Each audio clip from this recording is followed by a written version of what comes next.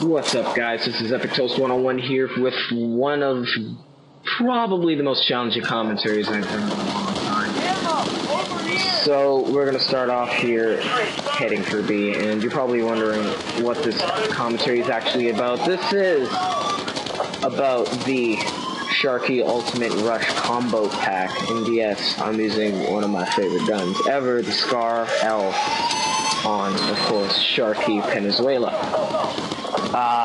Don't really want to get too much into the rush game mode. You probably heard all about it. Probably know most of the tips and tricks. Actually, it's relatively new, so nobody really knows the tips and tricks about this map yet. And I'll probably release a video about tips and tricks about this in the coming weeks. But let's stick to the actual combat pack review. Now, as a base gun, I've chosen the Scar L. Reason being, it's a jack of all trades, but master of none. See, Sharky Venezuela is a mixed match of short range and long range combat. And, well, not really long range, but, I guess like medium long range, yeah. It's a mix of short range and long range combat. The Scar L does not excel in any of these, but it's not actually bad in any of these either. It's actually probably, it's just above average in every single aspect. It doesn't have horrible accuracy, but it doesn't have the greatest accuracy, but it's not exactly average either.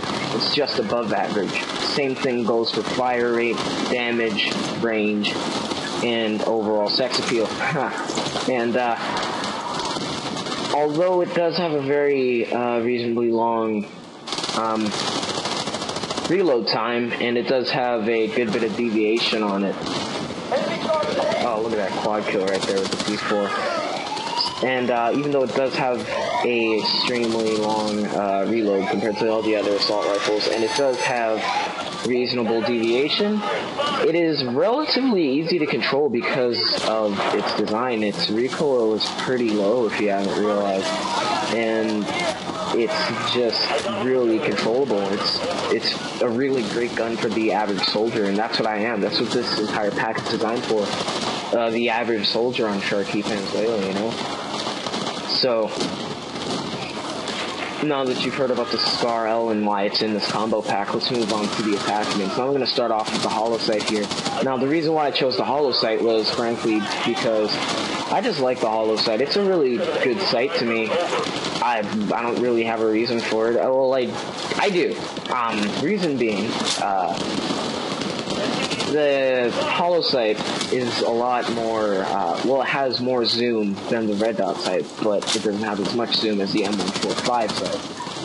But the M145 sight has a good bit of sway to it, and it also has very, very long aim down sight time compared to the rapid aim red dot and the hollow sight. I like the hollow sight because it's a mix of both worlds. You get that nice zoom in there, but you also get that really, really good, quick, precise aim down sight time, you know?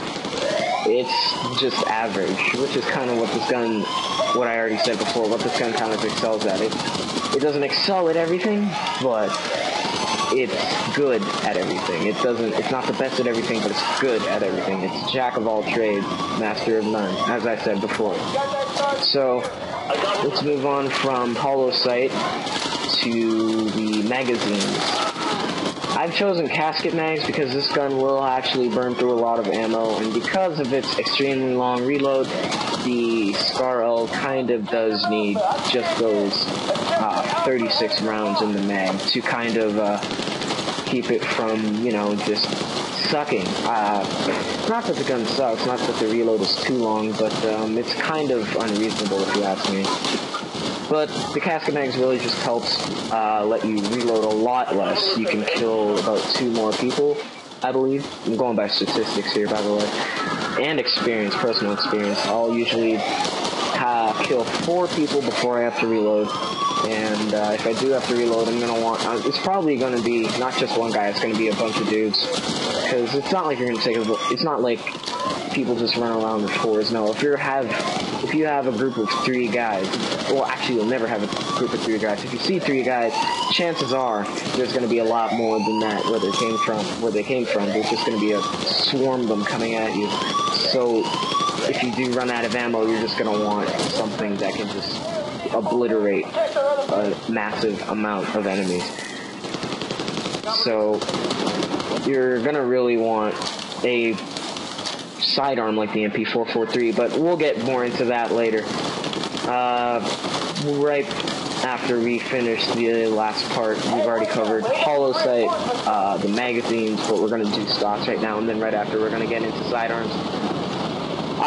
For stocks, I decided to choose the stabilized stock, not because of any recoil. Scar-L has really low recoil, in case you haven't noticed. I just chose the stabilized stock because of the good bit of deviation that the Scar-L has on it.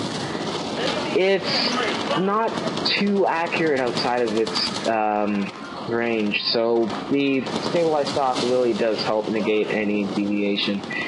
It's really just the best for this kind of weapon with high damage but high deviation as well. It kind of feels like it was designed for this gun. A lot of people say only use a stabilized stock on the AUG, but any experienced player will tell you if you have a gun with high deviation, just slap on either the Nemesis stock or the stabilized stock. And I didn't want to take away from the damage, so I went ahead and decided, yeah, let's just stab stock it up, you know? Let's move on from stocks to the sidearm. The Elite's MP443 is probably, in my opinion, the best secondary in the game, just because it has that super high damage coupled with that super high accuracy and super high fire rate compared to all the other pistols in the game. But in this video, I'm not actually using the Elite's MP443. I'm just using the standard version. I just figured that the Elite's version would be better, and it is, statistically, better than in every other way, so, yeah. It's kind of just an improved version of what I have, essentially. Now that we've talked about all the weapons and stuff and the awesomeness of the Scar H and its sex appeal look, look at it. It looks cool, does it not? I think it looks pretty badass, yeah. I mean, it looks like one of them Spec Ops guns, you know? But,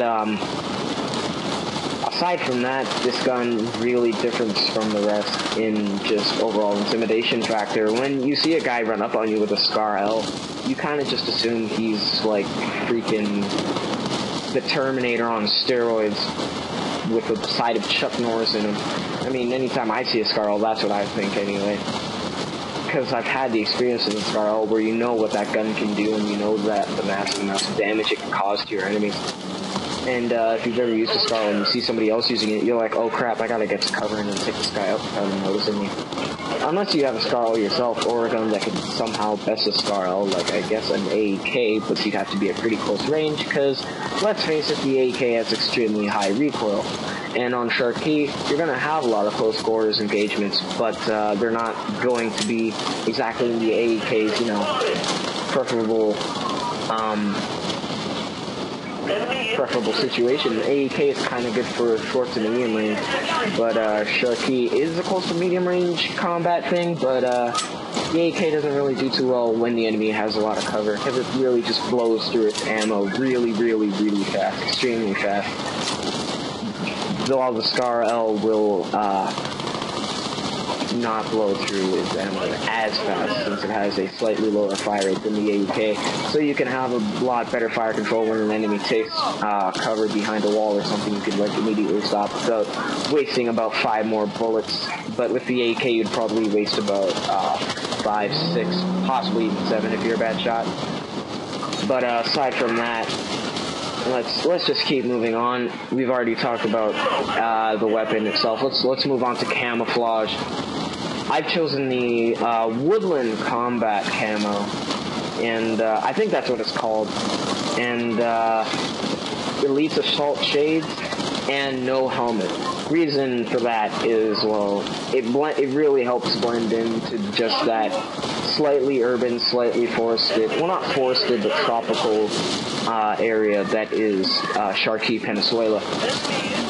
And you really want to try to at least blend in slightly because some people, if you haven't realized, a good percentage of the population is colorblind, and you kind of want to have every bit of advantage that you have on the battlefield as possible to make sure that, oh, my screen just blacked out. What's that?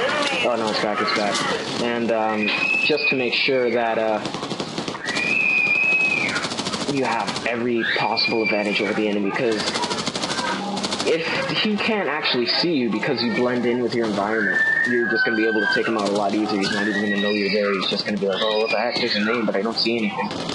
And he'll probably start shooting randomly at the name tag, and he's not going to get any hits because you're just going to be blended into all. Unless he's a sniper, then blind, he's just going to see your face. I mean, you can't actually cover a lot of your face unless you're wearing a mask, but then you can still see your eyes, and your eyes are actually, they contrast the environment a lot, but that's where the shades come in. The shades actually help people not see your face.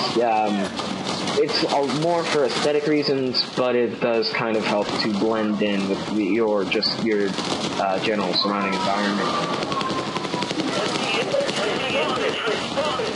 The MP443 really complements the Scar L.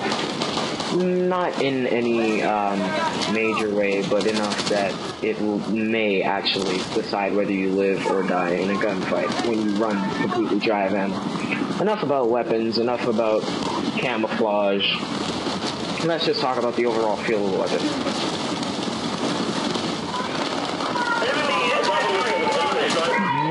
Mostly, the gun just feels just great. It just, it doesn't feel like there's anything wrong with it, if you know what I mean. There's not a lot of, there's a good bit of deviation, but not a lot where you can't be like, oh my god, I can't hit this guy because he's so stinking, he's just, I don't know, does he have a force field around him or whatever, why I can't hit him. You just never feel like you're under any kind of pressure when you're using this weapon. You never feel like you're out of your elements when you're using this weapon. The assault is designed for like short to medium range combat and sometimes long range combat. And with this setup, you can actually go long range. And I almost forgot one part of the setup was the Predator barrel, which adds on to the range and accuracy of this gun, decreasing the deviation even more and adding more range so that your drop-off isn't as bad, which is really just awesome when you think about it. Not really any downside to that. I believe you get a slight bit more recoil, as with some of the other barrels, but it's so minimal that you can essentially just ignore it or just compensate for it if you want. It doesn't really matter. So, just in general feel, this gun's just really, really reliable. You never feel out of your element. You always can just reach out and touch your enemies with your bullets, of course, not your kickers. What the hell? Fix that. Pedo bears, that too. But, yeah, aside from that, yeah, this gun's just really, really comfortable in anybody's hands. It's just like, it's above average and can do well in your average player's hands and in very pro and experienced player's hands. You'll see a lot of professional gamers turn to this weapon. Well, not a lot of professional gamers play Battlefield Play for free, but the ones that I know will occasionally turn to the Scar H. Scar L. It's just your go-to gun when you have, like, you don't really know what to do and you just need a gun to get things done. You just go out and reach for your Scar L and then hop in the battle and get stuff done, you know? You don't know what you're going to expect, but you know that there's going to be guys at long ranges, medium ranges, and short ranges, and the Scar H isn't the best at all of those, but it does pretty well at all of those. So you just want something that can do a little bit of everything. Scar L is just what you want to be using. And that's kind of what this combo pack is geared towards, to just being able to do a little bit of everything and not really feeling out of your element at any point in time. So yeah, that should about wrap up this bit of commentary, and really hoping that I get, I win the contest. I'm really looking forward to it if I do. I'm gonna, like, I'll probably do a backflip and, like, videotape it and then post it back and be like, hey, what's up, EA? He's black. I don't know. I'm just gonna, like, jump for joy. It'll be stinging awesome if I, like, find out I win. I'm just gonna be so humbled. And if I do win, I'm definitely turning this into a regular thing, not just contests, like doing machinimas and things, and just gonna really look forward to it. Oh, and please note that I had internet problems on the 26th of Friday, so this will probably be, I'm doing this on the 27th, but this will probably be uploaded on the 27th of October. I'm really sorry that I couldn't get it in on the deadline. I really wanted to. I got to put, like, something about the M416 up there, but I was just like, nah, Scar L, and I really wanted to post it, but my internet just, like, cut out on me, and I was like, wow, really? I really wanted to post it, and I kind of feel bad that I'm bringing this in, like, after the deadline, and I'm really just hoping that they make an exception, but, yeah, that's just an explanation of that, why it's, like, being posted after the 26th, so please, DICE, or EA, or whoever, or Easy, sorry, please just take a look at it, and, you know, see if you like it or not. Also, let's just talk a little bit about Rush here. Just a little. My god, this is a major change into Battlefield Play for Free, if I should say so myself. If anything, I really hope that they do such a good job with map design on the other maps. There aren't a lot of camping places on this map except for the final B station. A is actually kind of poorly designed because there's places where you can guard it from, but it's not that well designed where the enemy team can actually hold it for more than about 3 minutes before losing it. And then it kind of just becomes a straight up struggle for B because everybody hoards in that one room and there's always that awesome medic who revives all of their teammates in that room. But then it just becomes a nade fest to see who can get more nades into that room or who can get more nades out of that room with the grenade throwback skill. That's what it feels like a lot of times to me, and it'll just be like, throw like 7 nades in there, like I'll just see guys like tossing grenades, RPGs, they'll just even try to like throw a C4 in there from a chopper or something, but yeah, you know, it's just really, really great. So, that about wraps it up for this commentary. This has been, it's just an honor to actually be able to participate in a competition for such a large prize. So, that's it. Hope I win. Epic Toast 101. Out.